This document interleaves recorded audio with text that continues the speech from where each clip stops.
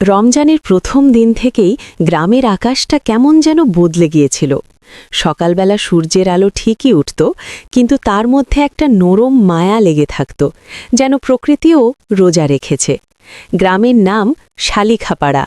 চারদিকে ধান ক্ষেত, বাঁশঝাড়, কাঁচা রাস্তা আর মাঝখানে ছোট্ট একটা বাজার। সেই বাজারের পাশেই ছিল পুরনো মসজিদটা, সাদা দেয়ালে সবুজ গম্বুজ, যেখানে প্রতিদিন 5 ওয়াক্ত নামাজ পড়াতে আসতেন হুজুর সাহেব।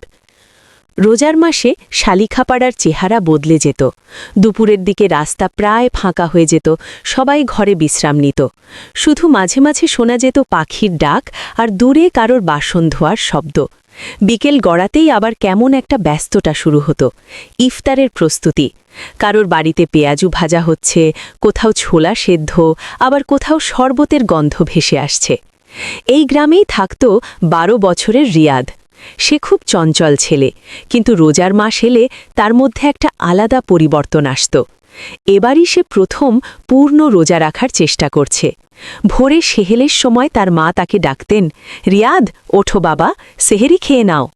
আধো ঘুমে চোখ মুছতে মুছতে সে উঠত, কিন্তু মনে মনে খুব খুশি থাকত, কারণ সে বড় হয়ে যাচ্ছে। রমজানের 10ম দিন সকাল থেকেই আকাশে কালো মেঘ জমতে শুরু করেছে। বাতাসে কেমন একটা শীতল ভাব। রিয়াদ বারান্দায় দাঁড়িয়ে আকাশের দিকে তাকিয়েছিল। তার ছোট বোন মায়া এসে বলল, ভাইয়া, আজ কি বৃষ্টি হবে? রিয়াদ হেসে বলল, মনে হয় হবে। আল্লাহ চাইলে আজ ইফতারের সময় বৃষ্টি নামবে। দুপুর গড়াতেই মেঘ আরও ঘন হল। দূরে কোথাও বাজ পড়ার শব্দ শোনা গেল। গ্রামের লোকজন একটু চিন্তিত হয়ে পড়ল, কারণ অনেকেই ইফতারের জন্য বাজারে যাবে, কেউ কেউ খোলা উঠোনে রান্না করবে, কিন্তু বৃষ্টির ভয় সবার মনে। বিকেলের দিকে হঠাৎ করেই ঝুম বৃষ্টি নামল। বড় বড় ফোঁটা পড়তে লাগল টিনের চালায়। টিনের উপর বৃষ্টির শব্দ যেন এক অদ্ভুত সুর তুলল। রিয়াদ দৌড়ে উঠোনে গেল, কিন্তু মা তাকে ধরে বললেন, এই, রোজা রেখে ভিজতে যেও না, ঠান্ডা লাগবে। বৃষ্টি থামার কোনো লক্ষণ নেই। রাস্তা কাদায় ভর্তি হয়ে গেছে। বাজারের অনেক দোকানদার তাড়াতাড়ি দোকান গুটিয়ে নিচ্ছে। এদিকে গ্রামের মসজিদ থেকে ঘোষণা এলো, আজ ইফতারের সময় বিদ্যুৎ নাও থাকতে পারে, সবাই প্রস্তুত থাকবেন। রিয়াদের মনে একটু দুঃখ হলো। সে ভাবছিল আজ মসজিদে গিয়ে সবার সাথে ইফতার করবে, কিন্তু এই বৃষ্টিকে যাওয়া সম্ভব নয়। তার বাবা মাঠে কাজ করতেন। বৃষ্টির কারণে তিনি এখনও ফেরেননি। মা বারবার দরজার দিকে তাকাচ্ছেন। সময় যেন ধীরে ধীরে এগোচ্ছে। মাগরিবের আর বেশি দেরি নেই। বৃষ্টি একটু কমলেও আকাশ এখনও কালো। ঠিক তখনই দূরে দেখা গেল রিয়াদের বাবা ছাতা মাথায় নিয়ে কাদামাটি ভেঙে আসছেন।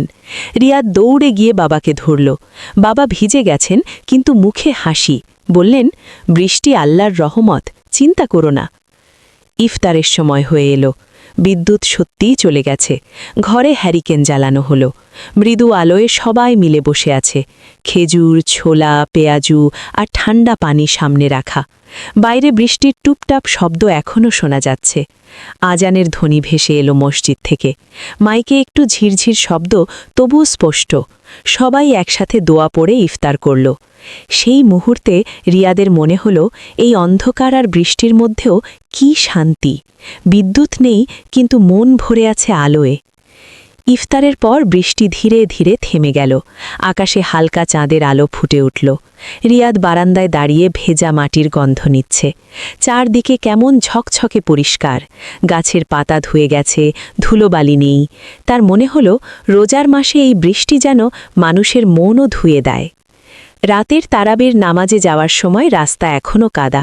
তবুও গ্রামের মানুষজন লুঙ্গি তুলে পায়ে স্যান্ডেল হাতে নিয়ে হাঁটছে। কারোর মুখে বিরক্তি নেই, বরং সবার মুখে হাসি, কারণ তারা জানে এই কষ্টের মধ্যেও আছে সওয়াব।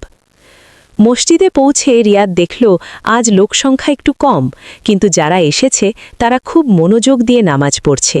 হুজুর সাহেব খুতবায় বললেন, বৃষ্টি আল্লাহর দান। যেমন বৃষ্টি মাটি পরিষ্কার করে, তেমনি রোজা আমাদের আত্মাকে পরিষ্কার করে। কথাগুলো রিয়াদের মনে গেঁথে গেল। পরের দিন সকালে সূর্য উঠল ঝকঝকে আকাশ নিয়ে। সেই বৃষ্টির পরের সেই নির্মল সকাল। গ্রামের পুকুরে জল বেড়েছে, ধানক্ষেত সবুজ হয়ে উঠেছে আরও বেশি। মানুষজন বলাবলি করছে, এই বৃষ্টি ফসলের জন্য ভালো হয়েছে। রিয়াদ মনে মনে ভাবল, গালকালের সেই অন্ধকার আর বৃষ্টি না হলে আজকের এই সুন্দর সকালটা কি এত ভালো লাগত? রমজানের বাকি দিনগুলোতেও মাঝে মাঝে বৃষ্টি হয়েছে, কিন্তু সেই প্রথম ঝুম বৃষ্টির দিনের কথা রিয়াদ কখনো ভুলবে না, কারণ সেদিন সে শিখেছিল কষ্টের মধ্যেও থাকে শান্তি, অন্ধকারের পরেই আসে আলো। ঈদের চাঁদ দেখার রাতে আকাশ ছিল পরিষ্কার, সবাই ছাদে উঠে চাঁদ খুঁজছিল। রিয়াদ আকাশের দিকে তাকিয়ে হাসল, তার মনে হলো এই পুরো রমজান যেন তাকে একটু বড় করে দিয়েছে। গ্রামের মানুষজন একসাথে তাকবীর পড়ছে, বাড়িতে বাড়িতে সেমাই রান্না হচ্ছে। বৃষ্টির সেই রাতের কথা মনে পড়ে রিয়াদের মনে এক ধরনের মায়া জাগল।